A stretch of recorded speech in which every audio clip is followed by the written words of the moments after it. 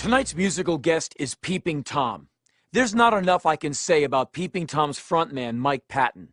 From his epic past with Faith No More and Mr. Bungle, to collaborations with artists as diverse as Bjork and John Zorn, to his present and future with his other groups Fantomas, Tomahawk, and now Peeping Tom, we're honored the man and his band could spare the time to show up.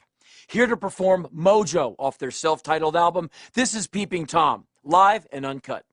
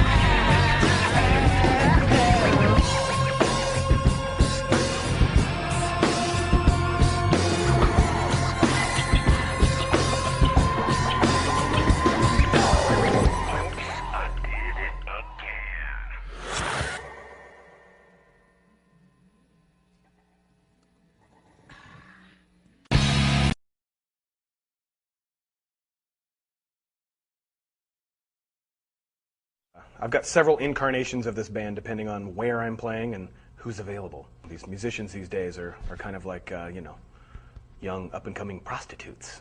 So I do my best to suck them in and get them hooked. I try and retain a core. Usually the dub trio so far has been a good constant, and then, a couple of other people have been pretty solid, and then the others kind of got a little, everybody's interpretation is different.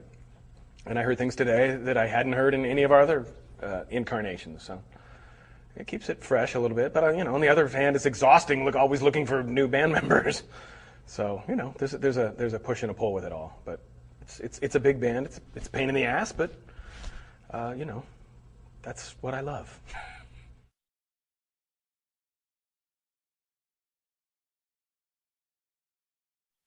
When you're a musician or an artist, I think for any number of years, you learn to really give up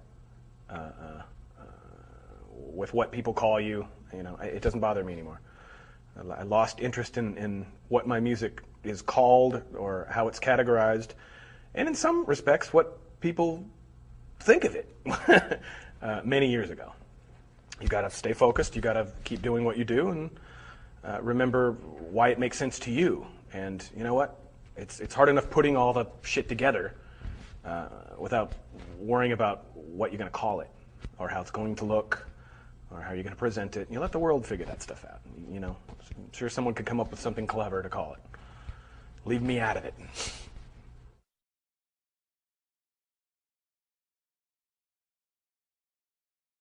I mean, I'm drawn musically and artistically to musicians that fall through the cracks. I like those kind of sounds. I like I sympathize with that aesthetic as well. I know what it feels like. I've been there. I'm still there. So really, what do? You know, you spend a certain number of years kind of selling your stuff and trying to make it fit here or there, and not really ever feeling comfortable with it. And you know, at a certain point, I was forced to kind of look in the mirror and say, "Hey, time to build your own little corner of hell and try and live well in it."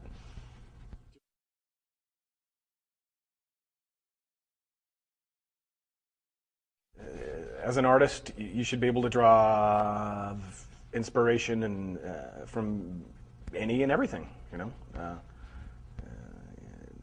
there should be no limits. It's fundamental to me. It's not. You know, a lot of people listen to the music that I make and think, well, why would you take a jazz riff and do this and maybe an R&B vocal? And hey, that's the way I see the world, and that's how it comes out of me, and that's the way I listen to music. I'll put on a little second of. Henry and I were just talking about Les Baxter. We're both really big fans of Les Baxter, and most people don't know who the hell he is or fucking care. We both have a huge, you know, he's easy listening, you know, basically composer from the 50s and 60s. You know, influenced me greatly, terribly, even to this day. You can hear little bits and pieces of that in almost everything I do, probably. You know, the more inspiration, the more you know. The deeper that well is, and the more places you can find it, the better.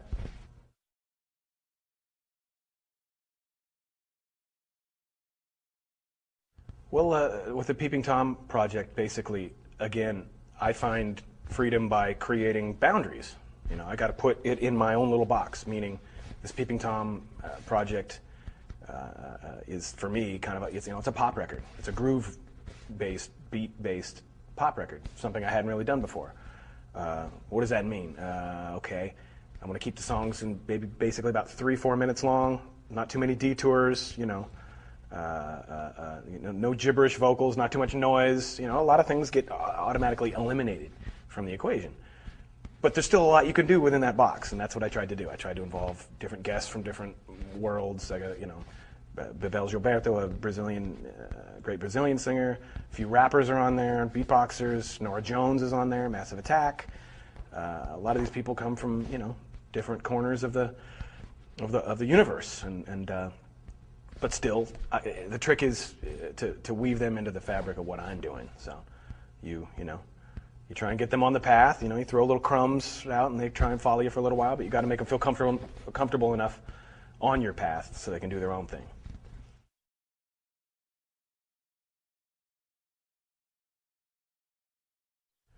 First of all, it's unique for me to be performing on TV, period. So I got to really tip my cap to you guys, this channel, Henry, everybody here, because no one wants to see this shit on TV. Or at least, you know, the vast majority of people don't. So, or maybe they do, but a lot of, you know, producers, programs, or their financiers don't want to take those kind of chances. So, first of all, it's great to be able to, you know, perform on TV in a venue that we're not used to. So there's that. And then actually only about halfway through our performance did I realize that it was uncensored, and I kind of had to kick myself in the ass for not taking advantage of that.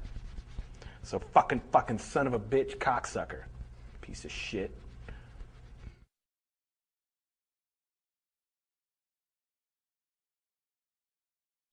Who's to say, but I would venture a guess that, you know, if this wasn't Henry's show, we probably wouldn't be here.